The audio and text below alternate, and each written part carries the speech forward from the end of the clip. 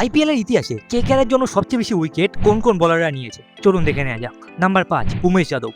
Fast bowler Umesh Yadav মূলত তার গতি এবং নতুন বলের সুইংয়ের জন্যই পরিচিত এবং পাওয়ার প্লেতে তিনি একজন খুবই ডেঞ্জারাস বোলার, সেই কারণে তার খাতায় আছে মোট 65টি উইকেট। নাম্বার 4 পীয়ূষ চাওলা।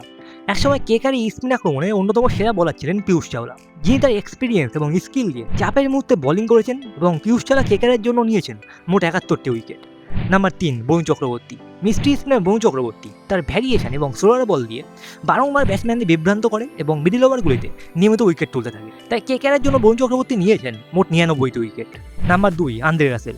ব্যাটিংয়ের পাশাপাশি বলাতেও রাসেল হলো কেকেআরের এক অন্যতম ম্যাচ উইনার, বিশেষ করে মিডল ওভারগুলিতে এবং ডেথ ওভারে স্লোয়ার বোলিং করে রাসেলের খাতায় মোট আছে 122টি উইকেট। Number 1 Sunil Narine. রহস্যময় স্পিন বোলার নারিন তার লাইন লেন্থ এবং ভ্যারিয়েশন দিয়ে ব্যাটসম্যানদের ভুল শট মারতে বাধ্য করে এবং কেকেআরের জন্য মোট 210টি উইকেট নিয়ে তিনি আছেন এই তালিকায় নাম্বার 1-এ।